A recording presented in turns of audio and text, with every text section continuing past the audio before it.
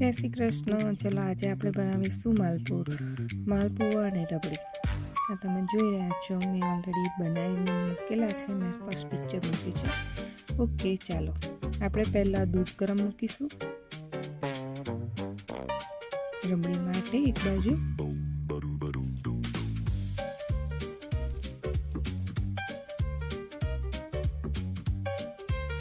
બીજી બાજુ આપણે હવે માવો લીધો છે.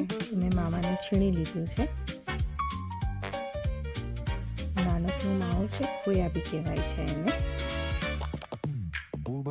ચલો હવે એને છીણીશું.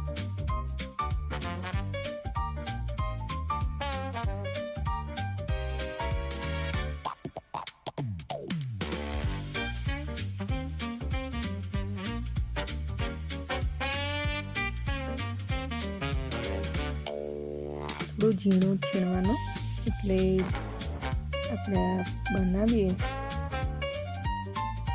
માલપુઆ માટે એમાં જલ્દી ઓગળી જાય. એનું બેટર બનાવવાનું છે આનાથી.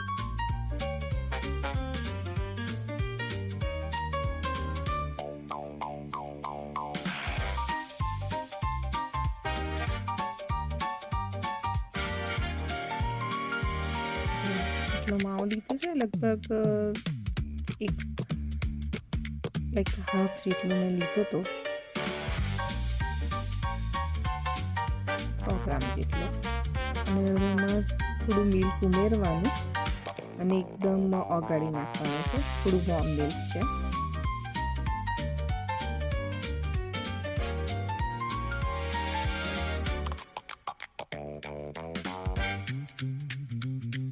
જેમ તમારે જોઈએ એમ મિલ્ક ઉમેરવાનું, બહુ નહીં ઉમેરી દેવાનું, નહીંતર પાણી જેવું થઈ જશે તો પછી લોટ વધારે જોઈશે અને પછી માવો ઓછો પડશે.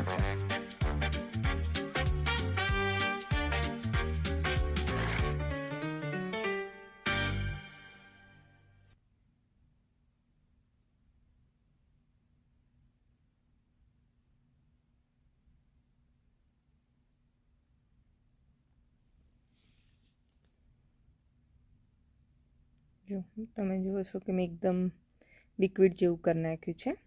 માવો એકદમ રસ જેવું થઈ ગયો છે અંદર. જુઓ દેખાય છે. એક બિલકુલ કણી ન હોવી જોઈએ અંદર, નહીંતર શું થશે કે કણી રહેશે ને તો માલપુઆ બરાબર નહીં થાય. હવે તેમાં આપણે સોજી ઉમેરીશું. લગભગ 2 સ્પૂન જેટલી સોજી ઉમેરીશું.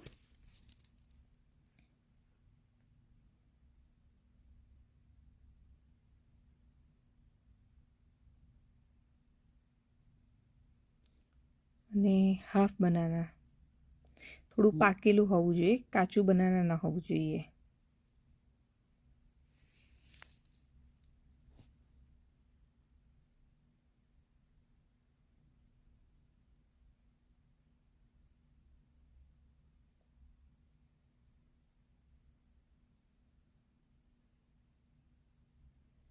ને એને એકદમ છૂંદો કરી નાખવાનો અંદર, એટલે એક રસ થઈ જાય અંદર.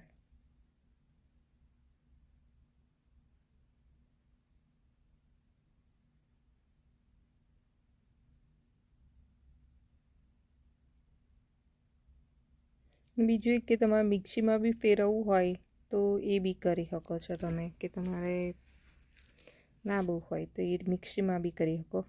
હવે આપણે મેંદો ઉમેરીશું એમાં.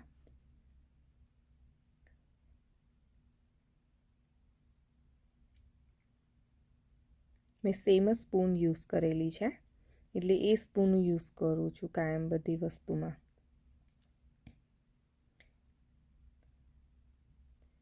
ત્રણ સ્પૂન જેટલું મેંદો ઉમેર્યો છે. આટલા માવામાંથી લગભગ તમારે 40 જેવા નાના માલપુઆ થશે.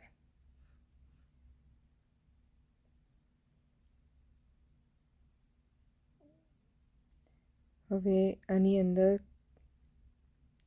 2 ચમચી દહીં, એટલે દહીં તમે મૂકો તો થોડા સોફ્ટ થશે અને સોજીને લીધે થોડા સોફ્ટય થાય અને થોડા અંદરથી સોફ્ટ થશે અને ઉપર થોડા ક્રિસ્પી લાગશે અને ટેસ્ટમાં બી સારા લાગે કે થોડું ખટાશ હોવી જોઈએ અંદર માલપુઆમાં. એ તમે જોઈ રહ્યા છો કે હવે બધું બરાબર મિક્સ કરી દેવાનું છે આપણે.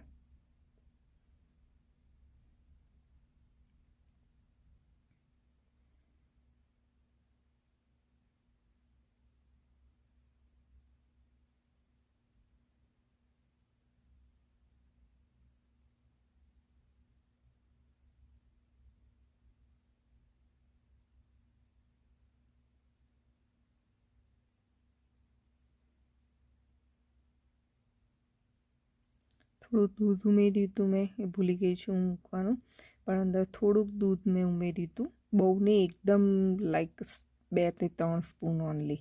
હવે એમાં થોડીક એલચી અને લગભગ જરીક અમસ્તું કેસર મૂક્યું કલર માટે.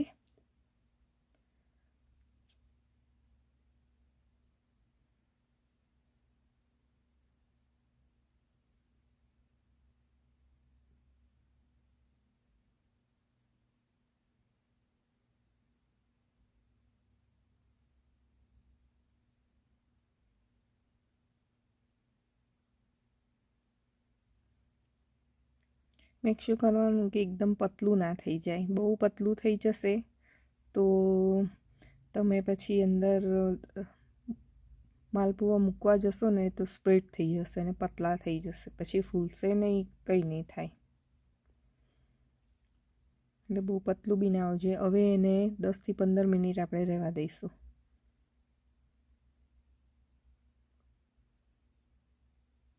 હવે બીજી બાજુ તમે જુઓ છો કે આપણું રબડી બનાવવાનું ચાલુ છે, દૂધ ઉકળે છે.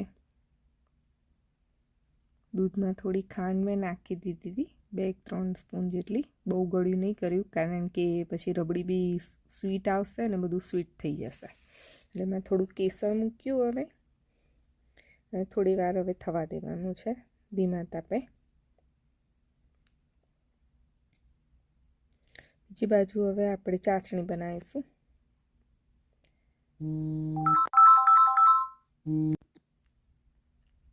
માં લગભગ મેં 4 સ્પૂન જેટલું આપણે સુગર જોઈશે, કારણ કે આમાં બહુ જ જાડી બનાવવાની નથી ચાસણી, ખાલી થોડી ચીપચીપી થાય એવી જ જોઈશે ચાસણી. એટલે થોડુંક જ પાણી જોઈશે ને આટલામાં તો બધામાં જ થઈ રહેશે. 4 ચમચી જેટલી મેં સેમ સ્પૂન જે હું યુઝ કરું છું એ જ સ્પૂન મેં નાખી છે ફરી 4 સ્પૂન, અને પાણી જરાક ખાલી ડૂબે ખાંડ એટલું જ, એનાથી વધારે પાણી નહીં.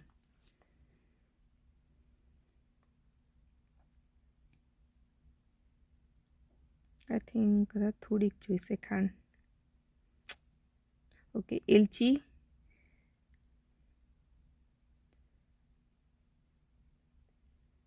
અને થોડું કેસર મૂકવાનું છે આમાં, જરાક મસ્તું, એટલે ટેસ્ટ સારો આવે અને કલર બી સારો આવે.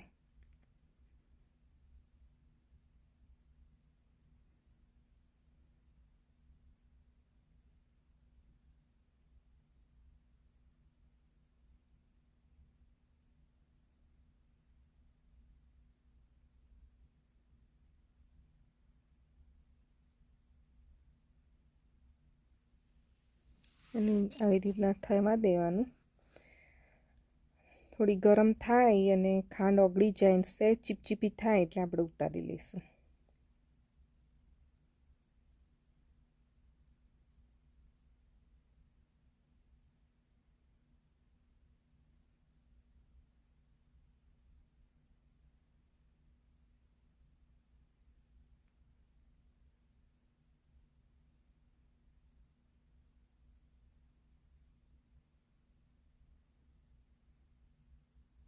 એ તમે જુઓ કે ઓલમોસ્ટ થઈ જવાય છે ચાસણી.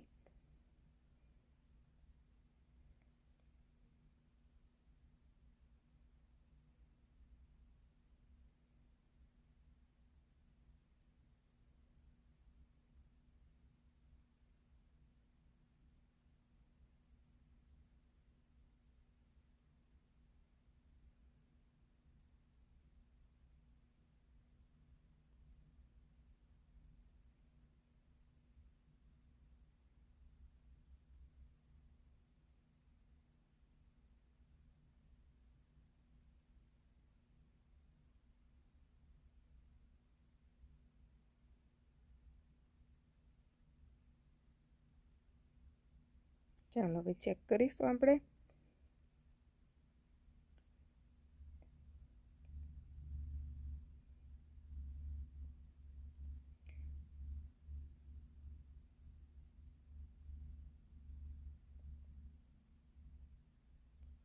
કે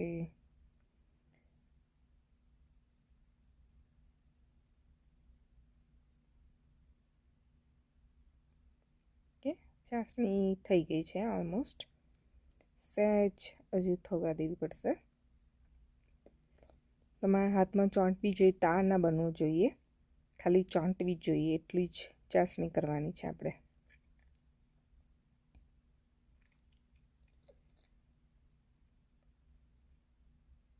લેસ્કો ચાસણી થઈ ગઈ છે. હવે આપણે રબડીનું શું હાલત છે એ જોઈએ. ચલો એમાં હવે ઓલમોસ્ટ થઈ જવા આવી છે. હવે એમાં થોડુંક હું માવો યુઝ કરું છું, એટલે મેં આ માવો છીણીને રાખેલો જ છે, એટલે હું હવે આ માવો થોડો ઉમેરીશ અંદર.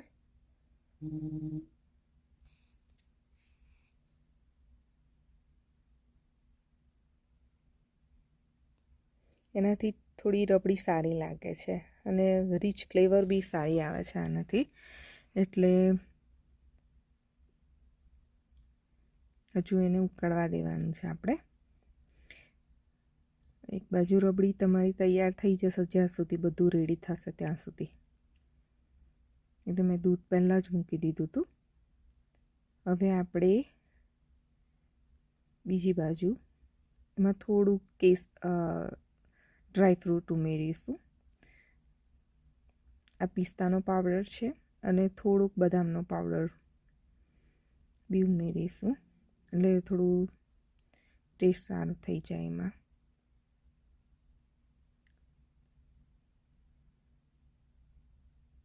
ઘણાને પિસ્તાને એવું ના ભાવે તો કંઈ નહીં, એકલી બદામ યુઝ કરવાની. પણ અમને બદામને પિસ્તા બંને ભાવે છે ને સારું લાગે છે, એટલે અમે ઉમેરી છે. જો પણ તમને ના ભાવતો હોય તો એકલી બદામ બી યુઝ કરી શકો.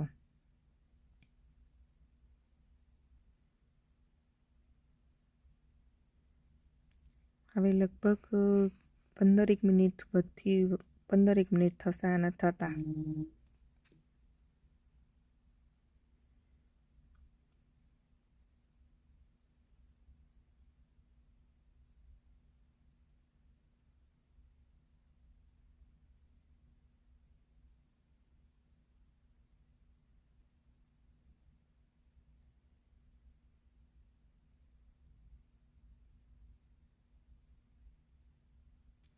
થોડી વારે વચ્ચે હલાવતું રહેવાનું, કારણ કે જલ્દી નીચે ચોંટવી ના જોઈએ એટલા માટે. ચલો હવે આપણે ઘી મૂકી દીધું છે અને હવે માલપુઆ બનાવવાની તૈયારી કરીએ. જો અમે ઘી લીધું છે, પણ તમને ઘી ના ભાવે તો તમે ઓઇલમાં બી કરી શકો, અને મેં બિલકુલ આટલા જ ઘીમાં બધા જ માલપુઆ થઈ જશે.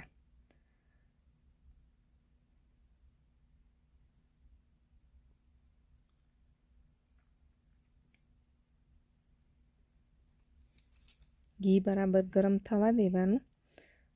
મીડિયમ તાપ હોવો જોઈએ, બહુ હાઈ ફ્લેમ પર નહીં કરવાનું.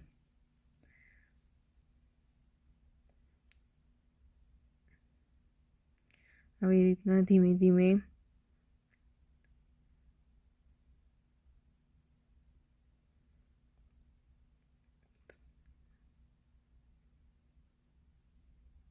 મૂકવાના. તમારે એક જોઈતો હોય તો મોટા કરવા હોય તો મોટા બી કરી શકાય, પણ હું બાઇટિંગવાળા સ્મોલ નાના જ કરું છું. એટલે તમે જુઓ છો કે જુઓ એકદમ ફૂલી ગયા છે, દેખાય છે.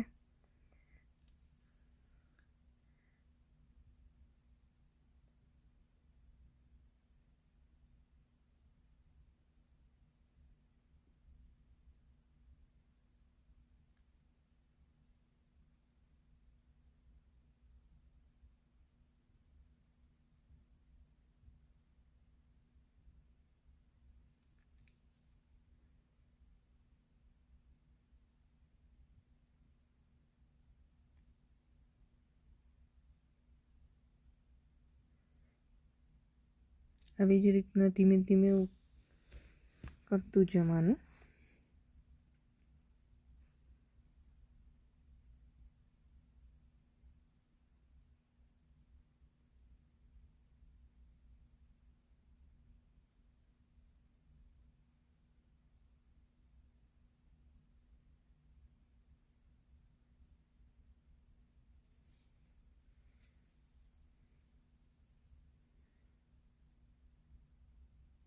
સરસ એકદમ ફૂલીને સોફ્ટ અંદર એટલા સરસ થશે ને ઉપરથી થોડા ક્રિસ્પી થશે.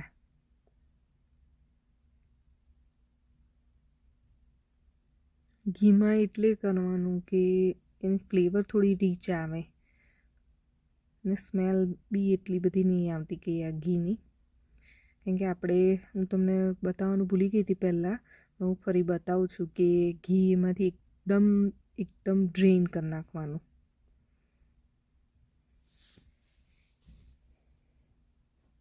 હું થઈ જાય એટલે હું તમને બતાવું. ફર્સ્ટમાં હું ભૂલી ગઈ હતી કે બતાવવાનું તમને.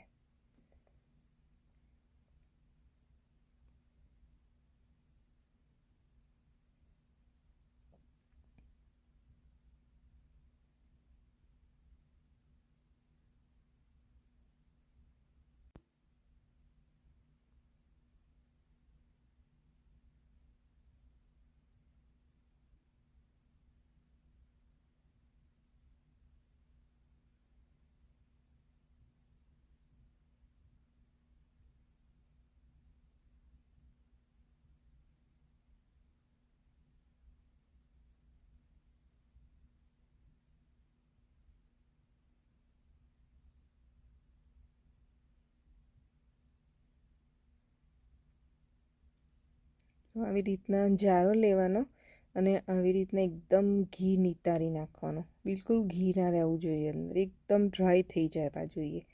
તો તમને ખાવામાં બી મોઢામાં નકરું ઘી ને ઓઇલ કરો તો ઓઇલ બી નહીં આવે.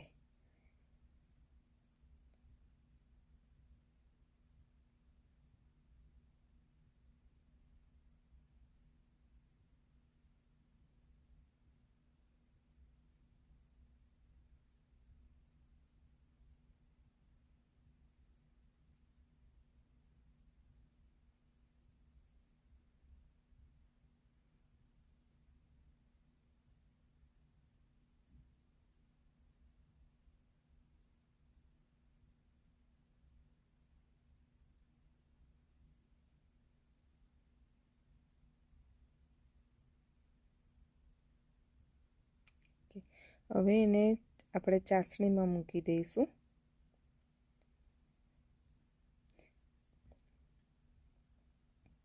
ને આને ખાલી બોળીને ચાસણીમાંથી જ કાઢી લેવાનું, રાખવાના નહીં બહુ. જો રાખશો તો ચાસણી ઓબ્ઝર્વ કરી નાખશે તો બહુ સ્વીટ થઈ જશે. એટલે ખાલી બોરી અને અંદર તરત જ કાઢી લેવાના.